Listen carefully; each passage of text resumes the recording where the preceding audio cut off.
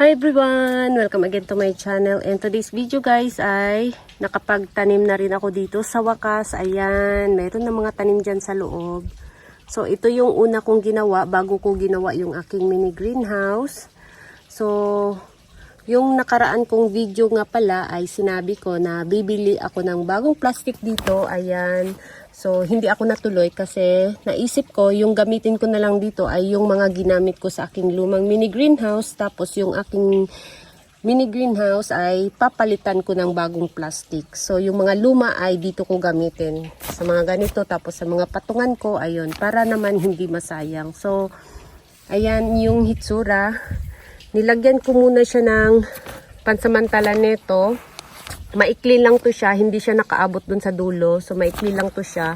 Tapos nilagyan ko na lang ng ibang plastic doon sa dulo banda para hindi lang talaga mabasa yung mga tinanim ko dito. Kasi nung nagtanim ako dito ay basa pa yung lupa. Pero yung mga succulents ko is mga tuyo na sila. Kasi mga ilang araw ko na silang tinanggal dito bago ko sila tinanim ulit. So ngayon ay ayan, natuyo na yung lupa dito.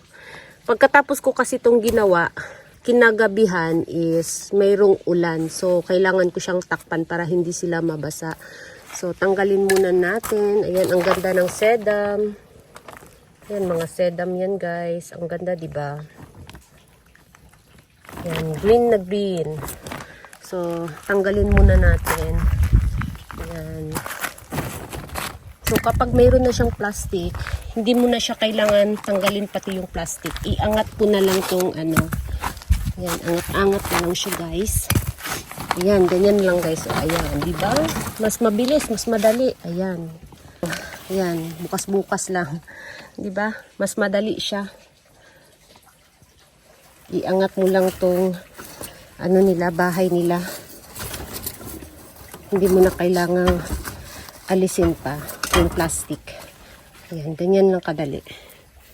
So, ayan yung mga tinanim ko dito, yung mga binalik ko dito.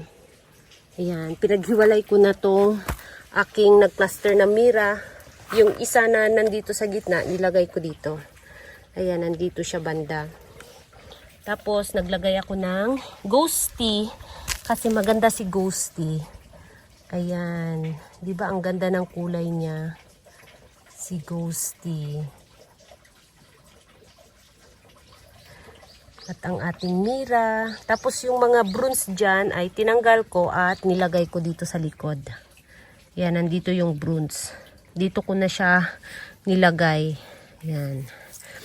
Tapos mga ghosty nandito. Ang ganda ng kulay, nagpipink. Tapos ang ating mira. So hanggang ngayon, matigas pa rin yung dahon ng ating mira dito. Kahit nag-dry na yung lupa, matigas pa rin yung dahon ng ating mira. Tapos meron akong mga pinutol na ruby tent. Ayan, yung iba dito ko tinusok. Ayan, napakaliit pa na mga ruby tent. So hayaan lang natin kasi mabilis lang din yan lumaki. Ayan, para din yung mga blue jelly beans. Ayan, meron din dito. So siguro next year is makapal na ulit to. Ayan, sa ngayon ganyan pa yung hitsura, mayroon pang mga gap dito sa mga in-between. Pero next year niyan ay bigla na naman tong magiging crowded. Ayan, tapos mayroon tayo dito, nandito pa rin ang aking aurora. Ayan, ang Christmas Eve, ang ganda ng kulay ng Christmas Eve. Namumula-mula na siya guys. Ayan ang ating Christmas Eve. So, itong aurora, gusto ko siyang paramihin kasi ito lang yung meron ako na aurora. Ayan, napaka-konti lang. Ito. So, plano ko tong i-cuttings para itanim. So, ngayon ko na lang i-cuttings. Tapos, itong dahon, pwede ninyong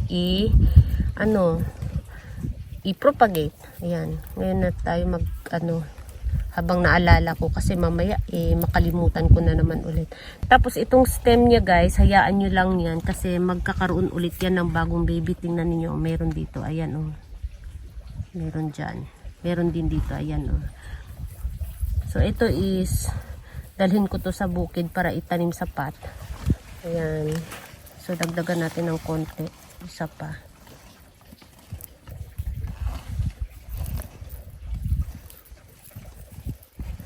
Yan, tapos yung ano, tabunan natin ng konti. Ayan.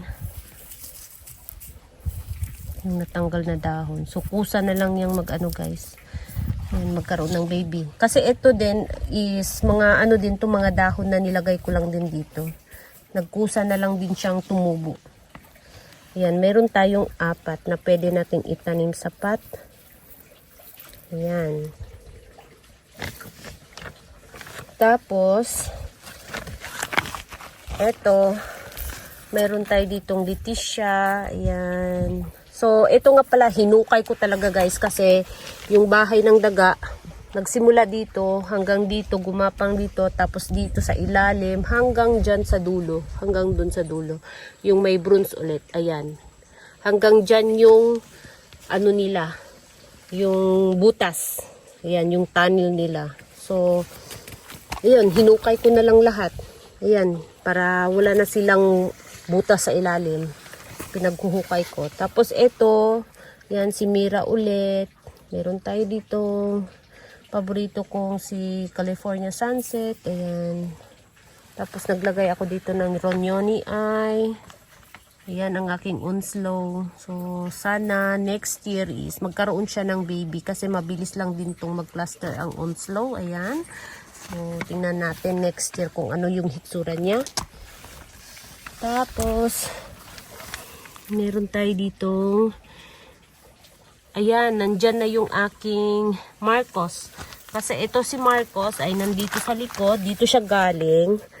Kaya lang dito kasi is meron siyang butas dito. So tinanggal ko yung Marcos para bungkalin yung butas. Sirain lang yung butas. So tinransfer ko si Marcos dito sa harap. Yan. Ang aking Marcos. Diba? Napakaganda ng kulay ni Marcos. Yan oh. Lalo na kapag naano siya sa araw, 'di ba? Maliwanag. Maganda yung kanyang kulay. And nandito na ang aking paliit na ano, dark Vader. Paliit siya ng paliit, guys. Pero dumadami naman yung baby niya. Ayan. 'Di ba? Ilang piraso na 'to. Tapos yung mga ano, itong mga nag-dry ay ano to siya, guys, yung flower stalk.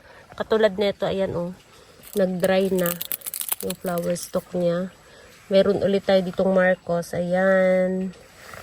So, naglagay din ako dito yung nagka-sunburn na Madiba, nandito siya. Yan, nilagay ko siya dito. Yan, mga Polidonis. Meron ulit tayo ditong chubby-chubby na mga ano, bruns. Tapos, binalik ko yung Little Beauty, konti lang yung binalik ko. Ayan. Kasi mabilis lang din naman siyang dumami. So, konti lang yung binalik ko na Little Beauty. Tapos, ito dito banda ay hindi ko na ginalaw. Ayan, ang aking Marinade. Hindi ko na siya ginalaw. Tapos, ito rin, hindi ko na ginalaw. Diyan na lang siya. Ayan.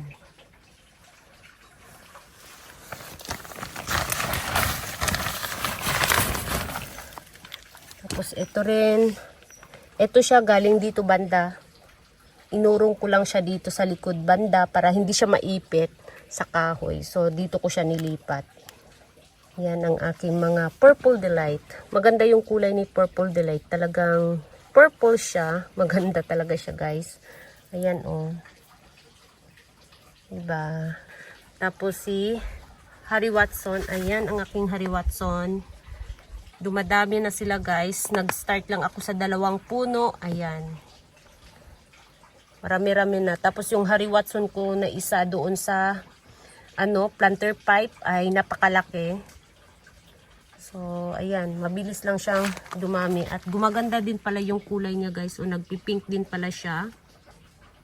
Yung kulay ni Harry Watson. Nagpipink na siya ngayon. Tapos ang taba-taba rin ng dahon. Ayan. So, ayan yung kanilang latest dito. Ayan, oh. Maganda sila tingnan kapag cluster sila. Nagka-cluster na. Maganda.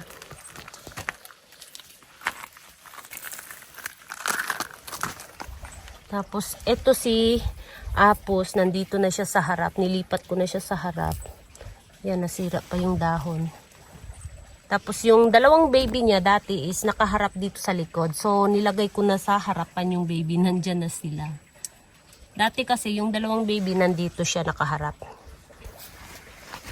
Ayan, nilagay ko na siya doon sa harapan. Kasi nandito tayo ngayon sa likod. Ayan, nakaharap na sila doon sa kalsada. Tapos ang peach boy ko ay nilagay ko dito sa gitna. Ito kasi siya, nandito siya galing. So, nilagay ko siya dyan sa gitna. Si Peach Boy. So, yun guys ang ano natin. So, ang hindi ko lang ginalaw dito banda ay yung marinade. Tapos, ito dito banda. Hindi ko ginalaw ito. Ito sila, hindi ko ginalaw. So, naglagay ako ng ayan. Kasi ito din guys ay pang-protect din to siya sa mga snail. Kasi parang umaayaw yata ang snail nito. Yan. Kaya nilagyan ko ng ganito. So next year siguro budbudan ko na naman ulit to. Ito hinaluan ko siya ng carbonized rice hull dito lahat hanggang doon. Hinaluan ko ng carbonized rice hull tapos dito banda kasi marami ditong snail na nagtago. Nilagyan ko ng ganito.